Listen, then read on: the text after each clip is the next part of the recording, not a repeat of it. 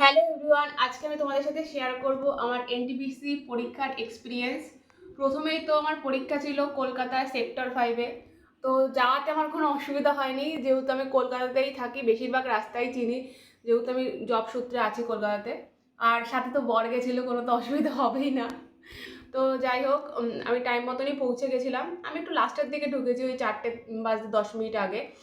তো ঢোকার পর ওখানে যা যা হয় সেগুলো হলো, যেগুলো যেগুলো করছে ডকুমেন্টস চেকিং ফেকিং। কিন্তু একটা আমাকে খুব হেল্প করেছে ওরা। তোমরা তো অনেকেই যারা আমার চ্যানেল ফলো করো তারা জানো, আর যারা জানো না তারা জেনে নাও। আমি যেহেতু প্রেগনেন্ট, তো আমার তো সিঁড়ি দিয়ে উঠতে অনেক অসুবিধা হয়েছে, 4th ফ্লোরে পড়েছে। আমি ওখানে যারা ছিল তাদেরকে যখন জানাই, ওরা আমাকে লিফটে করে যেতে দেয় এবং নিজেরা গিয়ে দিয়ে আসে। এটা আমার খুব ভালো লেগেছে, কারণ একজন প্রেগনেন্ট মানুষকে হেল্প করা কিন্তু খুবই ভালো, কারণ এই সময়টা আমাদের অনেক অসুবিধা হয়। আর এবার আসি এক্সামের প্রিপারেশান আমি মোটামুটি ট্রেনিং পিরিয়ডের শেষ থেকে নেওয়া স্টার্ট করেছিলাম। আগে তো প্রিপারেশান ছিল, আর যেহেতু আগের বছর 24 সালে আমি চাকরিতে জয়েন করিনি, তো তারপরে সেভাবে প্রিপারেশান নেওয়া হয় না। কিন্তু চাকরির পরে যখন ট্রেনিংটা শেষ হয়ে যায় তখন আমি প্রিপারেশান নিই। এই যাওয়া আসা, ট্রেনে যাওয়া আসা মোটামুটি 1.5 ঘন্টা 1 ঘন্টা 40 মিনিট লাগে। এই যাওয়া আসার টাইমটা আমি পড়াশোনা করতাম। আর তারপরে বাড়ি এসে রাত্রিবেলায় অনেকটা টাইম পড়তাম, চেষ্টা করতাম যতটা দিত, কারণ পরের দিন তো আর ডিউটি থাকতো। তো এইভাবেই চলছিল। কিন্তু বিগত 3-4 মাস হলো আমার প্রেগনেন্সির জন্য আমি খুব অসুস্থ হয়ে পড়ি, আর সেভাবে পড়াশোনা করা হয় না। আর তাও আমার বর যেহেতু পড়াশোনার মধ্যে আছে, ওকে টুকটাক ম্যাথ দেখাই, আর ও বিভিন্ন ম্যাথের বিভিন্ন মানে কোশ্চেন নিয়ে আলোচনা করে। সেহেতু ম্যাথের দিকটা আমার খুব ভালোই হয়েছে। ম্যাথ আর জিআই একটু ক্যালকুলেটিভ ছিল, প্রত্যেকটা শিফটই ক্যালকুলেটিভ ছিল, তবুও মোটামুটি ওই সাইডটা ভালো হয়েছে। আর জিকের পোর্শনটা খুবই খারাপ, খুবই খারাপ। ওই কারেন্ট অ্যাফেয়ার্স টুকটাক পেরেছি, যেগুলো ওই চটজলদি আমার নিউজ দেখার খুব শখ, নিউজ দেখি খুব পরিমাণে।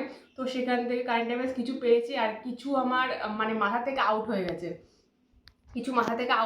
মানে মনে পড়ছে যে কি হবে অ্যান্সার, তবু আমি পারিনি।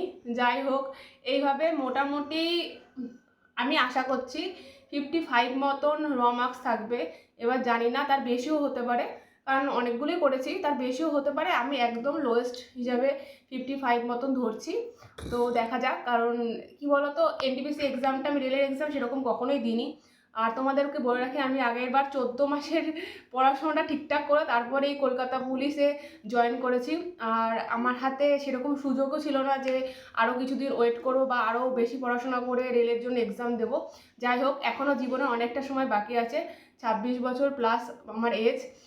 নেক্সট ইয়ার এনটিপিসির জন্য চেষ্টা করব, আর প্রিপারেশানটা স্টার্ট করব, মানে স্টার্ট করেছি টুকটাক, যেভাবে এখন যতটা পারি করব।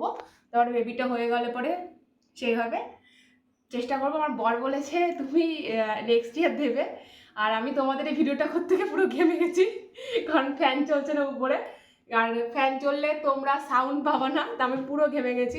আমার বড় ঘামছে, ও ব্যাক ক্যামেরা আছে। যাই হোক, প্রিপারেশন নেবো, তোমরাও আমাকে আশীর্বাদ করো যেন বেবিটা সুস্থভাবে পৃথিবীতে আনতে পারি বেবিকে। আর তারপর যেন আমি আমার যে স্বপ্নটা আছে এনটিপিসি এক্সামে ক্র্যাক করার, সেটা যেন নেক্সট ইয়ার পারি। তো আমার বর তোমার পাশে থাকবে, তোমরাও প্রে করো যেন আমি পারি।